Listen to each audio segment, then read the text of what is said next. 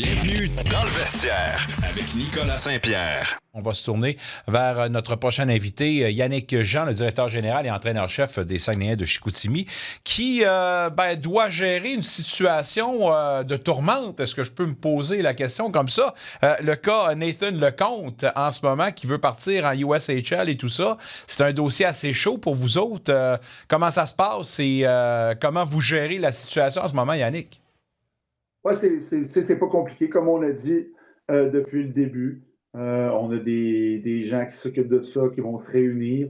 Notre équipe appartient à la ville. On a eu un conseil d'administration. Les gens vont se réunir jeudi ou vendredi. Puis, à ce moment-là, là, on va décider de la suite. Je peux-tu poser la question cependant que, en tout cas, là, on parle de papasserie, mais c'est un peu bizarre de dire que s'il veut s'en aller à NCAA, pas de problème, on n'a pas besoin de faire rien. BCHL, même affaire, mais la USHL, il faut absolument que vous lui donniez justement cette libération-là. Pourquoi la USHL et pas les autres? Ben, c'est parce que c'est des ligues qui sont fédérées, sont pas la IHF reconnaît c'est la USHL comme une ligue fédérée. Comme la CHL également. Donc, du côté de la NCA, du côté de la BCHL, c'est des ligues qui, pour la BCHL, se sont défédérées il y a un certain moment, et du côté de la NCA, qui n'ont jamais été fédérées. Donc, c'est la raison. Il y a des joueurs qui sont en Europe, qui ont des contrats professionnels et qui peuvent aller jouer, quitter sans libération, rien pour aller jouer dans la NCA. Donc, c'est via toutes les circuits que ces équipes-là ne sont pas fédérées. Yannick, c'est sûr que pour vous autres, ce fut certes une surprise, en fait pour tout le monde. Je ne sais pas pour vous autres comment ça a été le niveau de surprise, mais comment on pourrait décrire peut-être la réaction de votre vestiaire, puis comment on le sent plutôt plus uni suite à cette nouvelle-là? Là? Oui, on a rencontré les joueurs, puis on a expliqué la situation telle qu'elle est.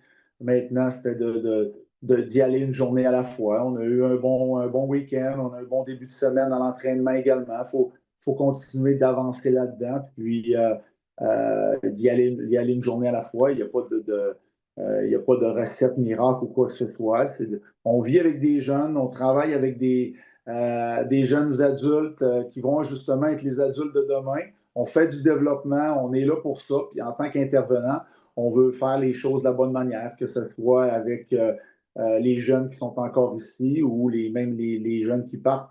Donc, il faut faire les choses toujours de la bonne manière pour justement le développement de ces individus-là. Et Yannick, il y a plein de positifs chez les Saguenayens, puis je veux en parler, mais je n'ai pas le choix de poser une dernière question sur cette situation-là. En tant qu'organisation, commencez-vous peut-être à en avoir un petit peu le ras-le-bol, parce que c'est un deuxième qui quitte avec Tannen Lawrence, si je ne me trompe pas, là, récemment, l'an dernier. Là. Pour vous autres, comment vous voyez ça? Et est-ce que c'est un signe peut-être à venir à travers la Ligue qu'on voudrait... Non? Du côté de Lawrence, excuse pour répondre vraiment, du côté de Lawrence, on savait exactement avant de le repêcher ses objectifs. Okay. Puis, pour moi, il n'a pas quitté. Pour moi, c'est deux dossiers là, complètement différents. Bon, mais parfait. Merci d'avoir clarifié tout ça. Ceci étant dit, sur la glace, il se passe beaucoup de choses. On sait tous que c'est une année spéciale pour vous autres. 8-2-0-2 en 12 matchs, 18 points. Vous avez gagné contre Victoriaville, mais juste avant, vous avez gagné contre Blainville-Boisbriand. Comment cette victoire-là peut être bénéfique pour la suite des choses et comment cette victoire-là a prouvé justement certaines choses à l'organisation, là? Mais je pense pas qu'elle a prouvé quoi que ce soit. Elle prouve, on prouve de semaine en semaine que notre processus est respecté. On est une meilleure équipe semaine après semaine, puis on est arrivé à ce moment-ci de la saison. On avait un bon challenge devant nous contre une bonne offensive là, du circuit. C'est important, nous, de voir où est-ce qu'on en est rendu. On a fait les choses de la bonne manière. On a eu une grosse victoire. Donc, ça nous donne seulement une confiance. Ce n'est pas nécessairement OK versus l'adversaire ou quoi que ce soit. On sait que si on respecte qu'est-ce qu'on a à faire, si on continue de se tenir ensemble, de jouer de la bonne manière, qu'on va avoir du succès. Puis ça fait que seulement le prouver. Notre équipe s'est améliorée depuis le jour 1 du calendrier. On a commencé là, avec beaucoup de joueurs manquants. Ça a été difficile au début. On n'a pas cessé de s'améliorer. Puis c'est ce qu'on veut faire tout au long de la saison. Tout le monde dit qu'on a une bonne équipe. C'est parfait. Le monde peut penser qu'est-ce qu'ils veulent, sauf que nous, on sait qu'est-ce qu'on a à faire pour être fin et prêt à la fin de la saison. C'est la raison pour laquelle on veut y aller une étape à la fois, puis de la bonne manière. On veut bâtir une équipe qui est difficile à affronter. C'est pas de se dire, OK, voici le résultat à la fin, puis on focus sur le résultat. On a on veut travailler au jour le jour pour ne pas passer à côté de quoi que ce soit avec nos joueurs. C'est-tu tout de même une année où on peut avouer que vous êtes all-in cette année? C'est cette année que vous mettez le tout pour le tout, là? Oui, définitivement. On veut gagner, ça, puis on ne veut pas qu'il y ait rien qui nous arrête de ce côté-là. Sauf que qu'on pense à dire une chose, dire puis le faire, c'est différent. Ouais. Oui, OK, tu veux le faire, mais comment tu t'y prends pour y arriver? C'est en gardant le focus au jour le jour, de semaine en semaine, puis s'assurer que tu t'améliores en tant qu'équipe. C'est ce qu'on a fait depuis le début de la saison. C'est la raison pour laquelle on est satisfait. C'est pas notre fiche, c'est la qualité de hockey qu'on joue en ce moment.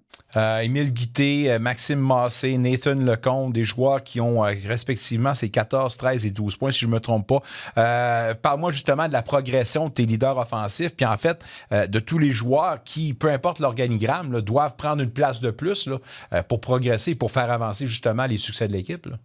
Ouais, c'est des joueurs qui ont été repêchés ici, c'est des joueurs qui ont des rôles importants depuis leur arrivée avec l'équipe. Ils ont grandi avec nous. C'était notre but lorsqu'on les a repêchés. Puis, on est content de pouvoir leur donner une chance de gagner. Ces gars-là que tu viens de nommer et d'autres également sont ici depuis longtemps, ont à cœur le succès de l'équipe, veulent qu'on avance. Puis, je pense qu'ils prouvent depuis le début de la saison qu'ils sont bons pour nous. Au niveau personnel, comment ce nouveau pacte de 4 ans facilite les choses, te donne plus de latitude justement pour accomplir ce que tu veux accomplir? Là? Ben, je ne le vois pas comme ça. Oui, c'est le fun, c'est correct, c'est de la belle reconnaissance de mes patrons, sauf que honnêtement, je suis dans un contexte idéal pour faire du hockey junior. On a du plaisir à aller à l'aréna, j'ai du plaisir à embarquer dans l'autobus, me promener avec les joueurs aux 4 coins du Québec et des Maritimes. Puis, tant et aussi longtemps que je vais avoir ce plaisir-là, je vais le faire. Puis, tant mieux pour s'il y en a qui pensent que c'est comme une assurance, mais moi, je ne le vois pas comme ça du tout. Je suis juste content de faire du hockey junior avec lui. Ben, de nos jours, où il y a de moins en moins d'emplois qui sont bien rémunérés, mais surtout assurés, je vais quand même te féliciter. C'est le fun d'avoir un petit nid puis un petit, je sais pas, un petit quelque chose pour retomber dessus. Alors, une sécurité, c'est jamais une mauvaise affaire. Là. Merci. Écoute, comment, depuis... On peut dire que tu es un gars qui fait partie des meubles dans la LHJMQ. Comment le hockey a progressé depuis tes premiers pas dans la LHJMQ, puis où est-ce qu'on est rendu maintenant en 2025? Oh mon Dieu, le hockey a progressé énormément. Je pense que, le service qu'on donne aux joueurs et tu prends toutes les équipes en tant que ligue également, tout ce qui est là, tout ce qui est disponible pour les joueurs. Tu sais, regarde, on a un préparateur mental qui est à l'aréna quasiment tous les jours. On a un nutritionniste qui est à l'aréna 1-2 fois par semaine, qui a un suivi avec les joueurs. On a un préparateur physique également. Tu sais, l'offre aux joueurs, le service qu'on donne aux joueurs pour les encadrer, pour les développer est tout simplement incroyable. Puis je sais qu'il n'y a pas juste nous, comme équipe, qui fait ça. Nous, on est convaincus qu'on fait les choses de la bonne manière. Sur le plan scolaire, c'est la même chose. On s'apprête oui, on a un programme exceptionnel avec le Cégep de Chicoutimi, une relation incroyable.